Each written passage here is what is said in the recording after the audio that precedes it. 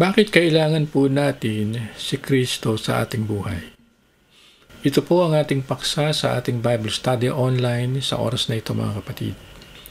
At meron po akong 4 na dahilan na babanggitin kung bakit kailangan po natin si Kristo sa ating buhay.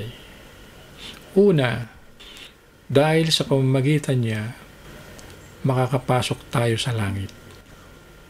1:14, 1-3, huwag ninyong hayaang mabagabag ang inyong kalooban, sumampalataya kay sa Diyos, sumampalataya rin kay sa akin.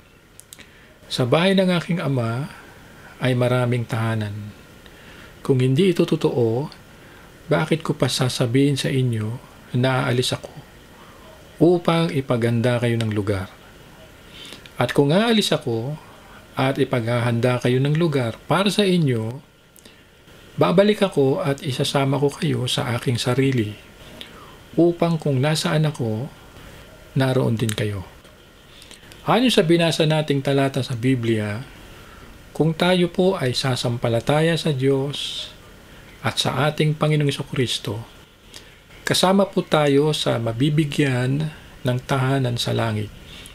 Sapagkat sa araw na hindi po natin inaasahan, babalik po ang ating Panginoong Jesucristo para kunin tayo dito sa lupa at isama sa kanyang kaharian kung saan siya ay naroon sa kalangitan. Ang kaharian po ng langit, mga kapatid, ay binukas ng Diyos para sa lahat ng tao na nais makapasok dito. Subalit kailangan po munang pagsisihan ng tao ang kanyang mga kasalanan at tanggapin at panaligan ang ating Panginoong Jesucristo bilang Panginoon at tagapagligtas.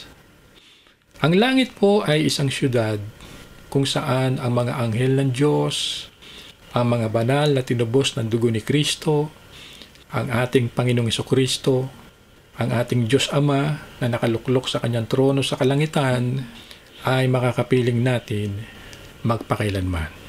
Amen.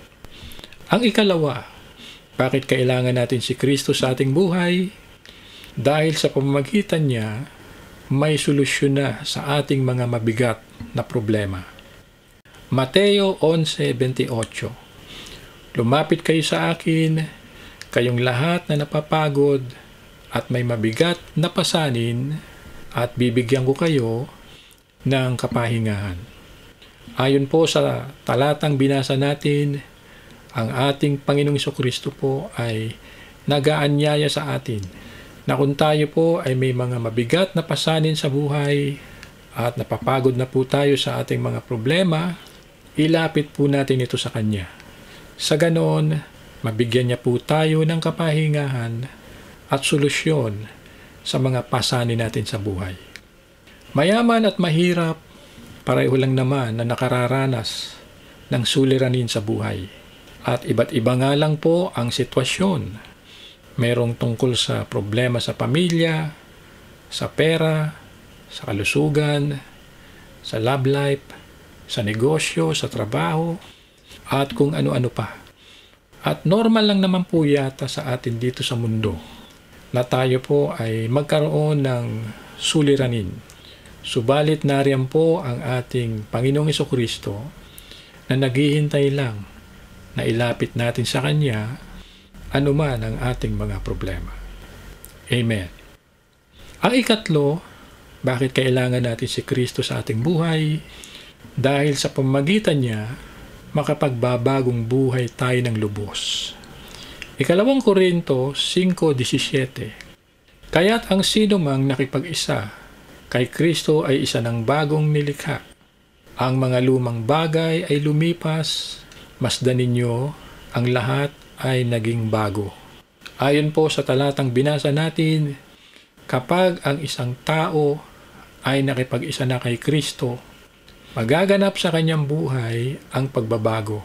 At ang lumang bagay sa buhay niya na hindi kalugod-lugod sa Diyos ay kanya ng lubusang tatalikuran.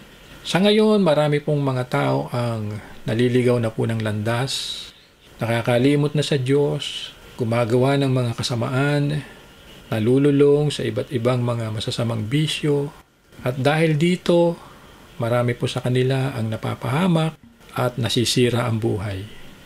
Subalit mabuti po ang ating Diyos sapagkat binibigyan niya po ng pagkakataon na magbagong buhay ang sino mang nasadlak sa kasalanan at kasamaan. At sa tulong po ng ating Panginoong Jesucristo, magaganap, mangyayari ang lubusang pagbabago sa buhay ng isang tao. Amen. Ang ikaapat, bakit kailangan natin si Kristo sa ating buhay?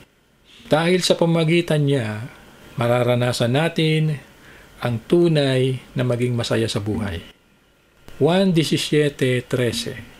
Ngayon, pupunta na ako sa iyo at sinasabi ko ang mga ito habang ako'y nasa sanlibutan pa, upang makamtan nila ang aking lubos na kagalakan.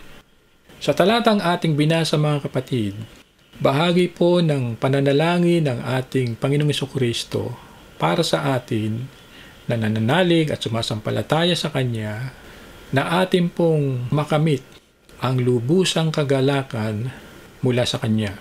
Sapagkat batid po ng ating Panginoon na kahit po mapasa atin na ang buong yaman ng mundo, subalit ito ay pansamantalang kasiyahan lang ang maidudulot sa atin.